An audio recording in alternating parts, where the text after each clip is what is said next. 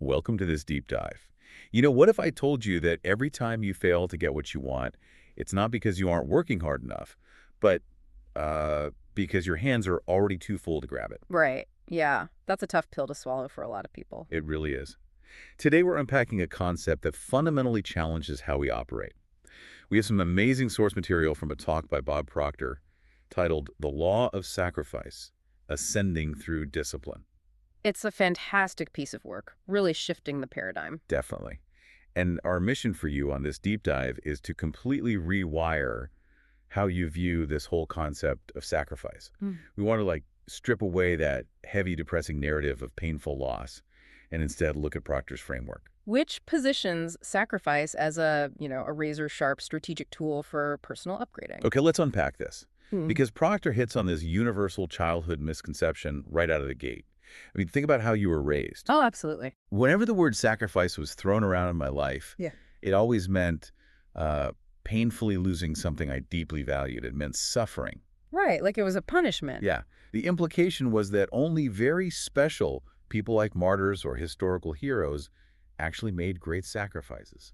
For the rest of us, it just meant a profound, miserable loss, Well, we're heavily conditioned to think about sacrifice in inherently subtractive terms. like a permanent minus sign. Precisely. We view it as a minus sign in the equation of our lives. But Proctor establishes a radically different thesis here. And what's that? He posits that sacrifice is not a moral punishment. It is an operational universal law. In his framework, it's a law that brings absolutely nothing but good into your life. But only if you understand it, right? Exactly. The friction we feel isn't caused by the act of sacrifice itself. It comes from our fundamental misunderstanding of how the universe processes an exchange. The mechanics of the exchange. Because to really grasp how sacrifice brings good into our lives, we have to look at what we might call the spatial mechanics of success. Spatial mechanics. I like that phrasing. Yeah, it's a very physical way to conceptualize achievement.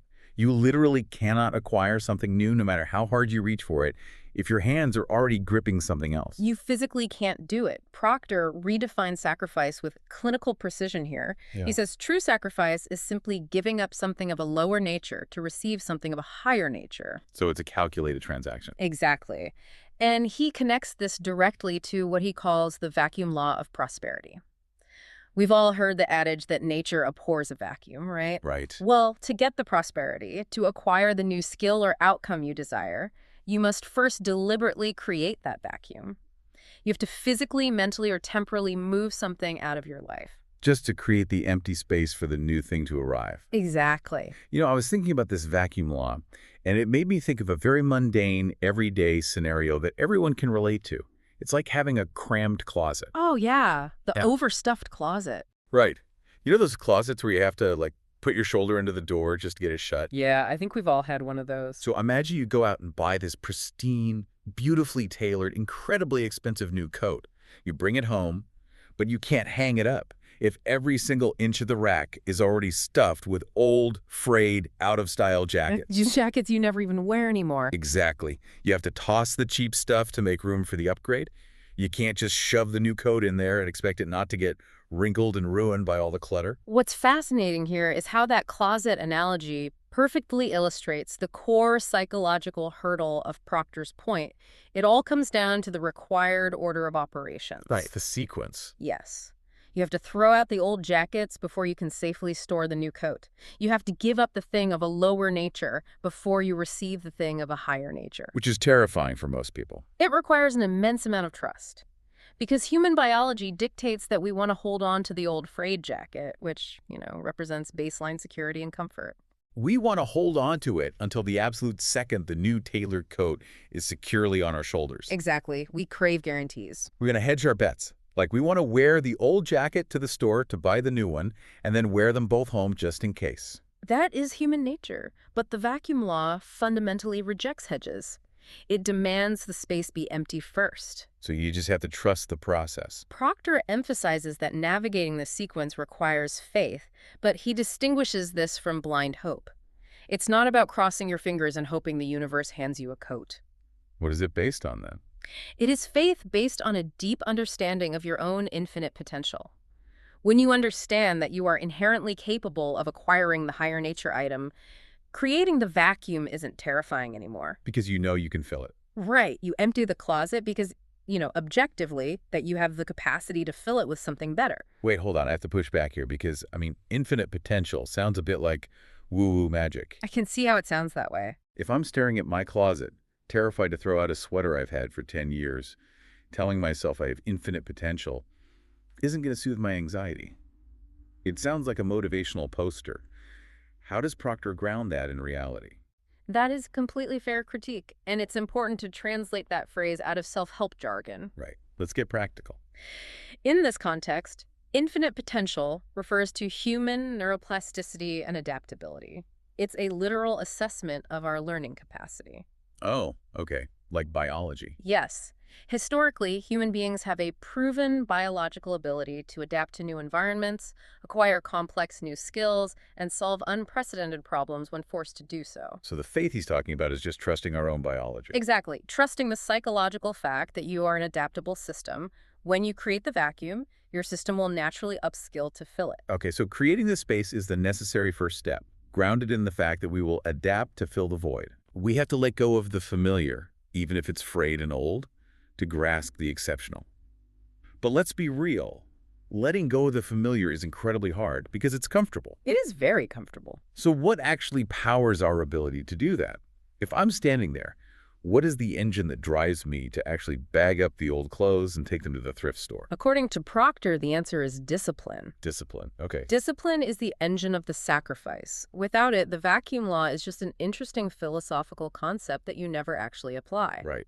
And Proctor defines discipline in a very pragmatic way, doesn't he? Very operational. He says it is simply the ability to give yourself a command and follow it.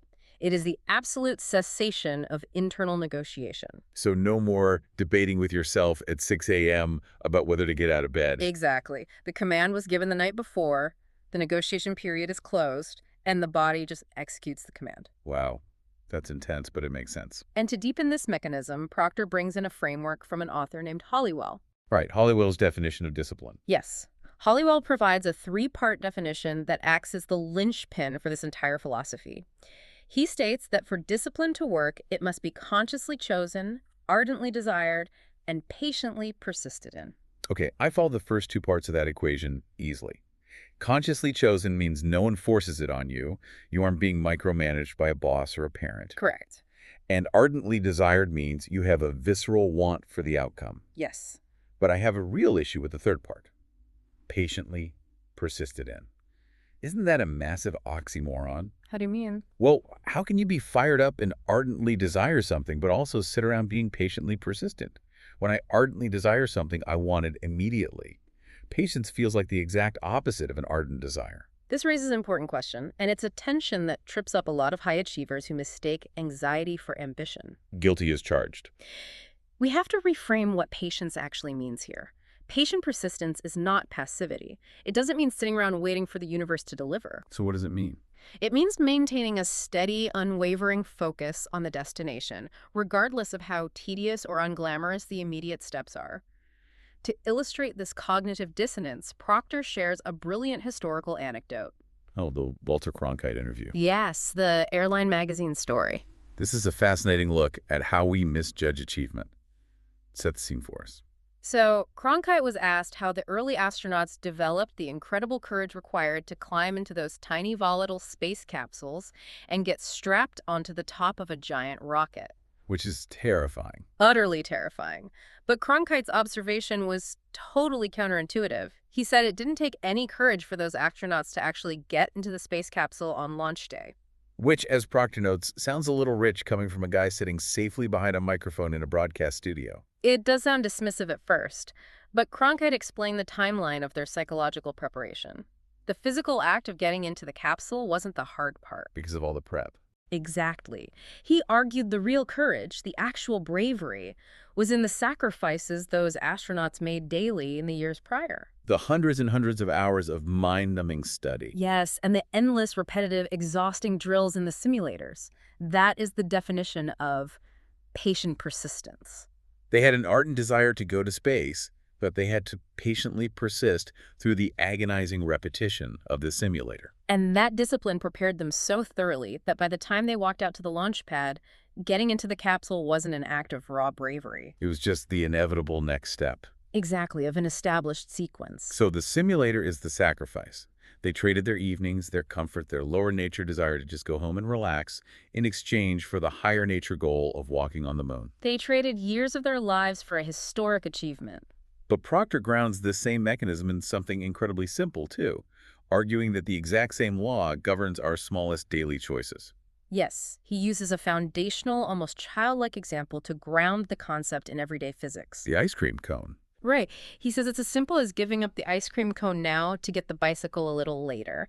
It's delayed gratification. Driven by the understanding that there's absolutely no such thing as something for nothing in a closed system. Exactly.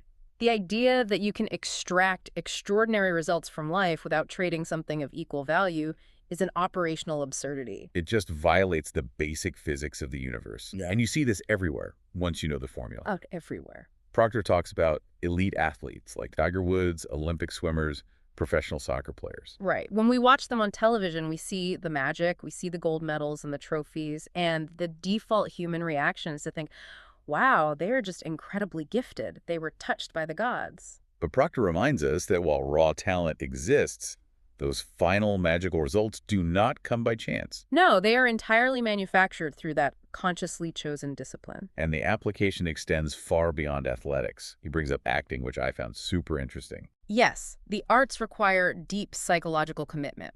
He specifically points to Peter O'Toole and Omar Sharif in the classic film Lawrence of Arabia. And General Georges Patton, referencing the incredible performance in the movie Patton. Right, Proctor uses Patton to show a man who fully embodied his paradigm.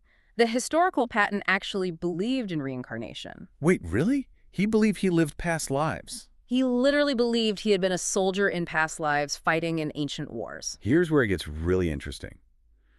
Because whether you agree with the concept of reincarnation or not, that level of deep psychological commitment is what fueled that iconic opening speech in the movie about him. He wasn't renting the role of a general. His paradigm was the general. Yes. And Proctor points out a specific moment in Lawrence of Arabia to drive this home. He says to watch Peter O'Toole riding across the desert on that camel. When the camera does a tight close-up on his face. Exactly. Proctor argues that O'Toole is no longer acting. He is living the part. He has completely merged with the character. Thinking about that through the lens of sacrifice, it's the difference between renting a skill and owning it. Exactly. An amateur actor might rent a persona for a few hours. But by sacrificing their lower nature distractions, by giving up their ego, their comfort, their modern identity to immerse themselves entirely. They essentially paid the mortgage on greatness until they fully owned those roles. Paying the mortgage on greatness. I love that. It's a highly accurate way to frame another universal law that Proctor introduces, the law of compensation. Oh, right. Tell us about that. This law dictates that the system compensates you in exact proportion to your contribution. It's a direct input-output equation. So the sheer magnitude of a performer's greatness on screen, that visceral reality you see in O'Toole's eyes, is the direct compensation for the depth of their behind-the-scenes sacrifices. Precisely. The universe didn't randomly hand them an iconic performance. It compensated them for the thousands of hours they spent ruthlessly discarding their lower nature habits to hone their craft. The compensation matches the sacrifice perfectly. It always balances out. But, you know, we aren't all trying to win Oscars. I mean, most of us aren't strapping into space capsules or trying to win the Masters. True, but Proctor is adamant that this operates by law for every person, everywhere, all the time. There are no exemptions. Which means you and I and everyone listening are making these trade-offs every single day. Whether we realize it or not. Right. That is the crucial pivot in Proctor's analysis. Sacrifice isn't a rare event reserved for the elite. It's the daily currency of human existence. And he goes back to Hollywell to prove this, right? Yes, Hollywell provides stark, everyday examples of this law in motion. For instance, he points out that you cannot enjoy the profound satisfaction of a true friendship while simultaneously indulging in a bad temper. You cannot hold both. You must consciously sacrifice the bad temper for the sake of the friendship. And if you refuse to do that, the law still operates. By refusing to sacrifice the temper, you end up sacrificing the friendship. Wow. So the trade-off happens regardless of your intention. You are making a sacrifice either way. You either sacrifice up to a higher nature, or you sacrifice down to a lower nature. Hollywood gives another operational example regarding integrity, doesn't he? Yes, he says you cannot possess a sterling character, the kind of trustworthiness that commands deep respect, and also resort to crooked, dishonest practices. One must absolutely be sacrificed for the other. If you won't give up the crooked ways, you are actively choosing to sacrifice your trustworthiness. It is an operational impossibility to maintain both states simultaneously. This all comes down to what Proctor calls our paradigms. Ah, paradigms, yes. He explains that the paradigm is basically a multitude of habits. But we need to slow down here because paradigm is another one of those words that gets thrown around a lot. It does get overused. A paradigm isn't just a mood or a temporary mindset. It's the autonomic nervous system of your success. That's a great way to put it. If your paradigm is built on a foundation of avoiding discomfort, you will subconsciously sabotage the new coat to keep the old jacket. You have to overwrite the code. To change your life, you actually have to change that paradigm by sacrificing lower habits for higher ones, day in and day out. And he pairs this mechanism of the paradigm with a really intense rule of the universe: create or disintegrate. Create or disintegrate. That's heavy. Proctor argues there is no standing still. If your life isn't actively getting better, it is actively getting worse. And this isn't just motivational rhetoric, right? It's grounded in physics. Grounded in the physics of entropy. In any closed system, things degrade unless external energy is applied. A tree is either growing or it is dying. It doesn't just hit a pause button. Right. Therefore, you are either applying energy to create your higher nature, or you are subjected to entropy and disintegrating back into your lower nature. So what does this all mean for us on a practical level? Because hearing create or disintegrate and realizing I have to constantly sacrifice my bad tempo or my laziness, Yeah. it sounds exhausting. It sounds like a lot of work. It does. Does this mean we have to constantly live in a state of hypervigilant calculation? Are we supposed to walk around actively policing and killing off our lower habits every second of the day just to avoid disintegrating? Because honestly, that sounds incredibly stressful. Yeah, nobody wants to live like that. If we connect this to the bigger picture, it actually becomes the opposite of stressful. Proctor isn't advocating for a life of fearful calculation. He's not. No. He is advocating for a shift in awareness. Remember, you are already sacrificing things every single day. Oh, right. The accidental sacrifice. Exactly. Every time you choose to sit on the couch and scroll on your phone for 3 hours, you are actively sacrificing your time, your focus, and your potential. You are already doing the math. I'm just doing it poorly. Yes, you are sacrificing the bicycle for the ice cream cone without even realizing the transaction is taking place. The shift Proctor is demanding is moving from accidental sacrifice to intentional sacrifice. The law isn't asking you to live in fear of entropy. It's asking you to wake up to the transactions you are already making. Just consciously choose the higher nature instead of passively defaulting to the lower one. Exactly. For top performers, this isn't a painful emotional loss. It becomes a sterile, calculated transaction. They are trading a low-yield asset for a high-yield one. When you ardently desire that higher goal, sacrificing the lower habit stops feeling like suffering. You hand over the old jacket because you finally understand the mechanics of how the new coat arrives. It's a calculated transaction for a high-yield asset. That brings us full circle.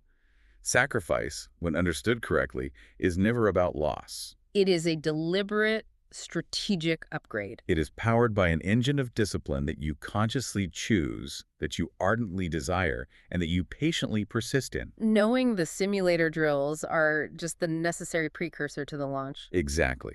Working in harmony with this law is a winning concept that you can tangibly prove in the mechanics of your own daily reality. You just have to be willing to look at your own habits objectively. So as we wrap up this deep dive, we want to turn this directly over to you. We want you to think about your own physical, mental, and professional space right now. Think about your own closet.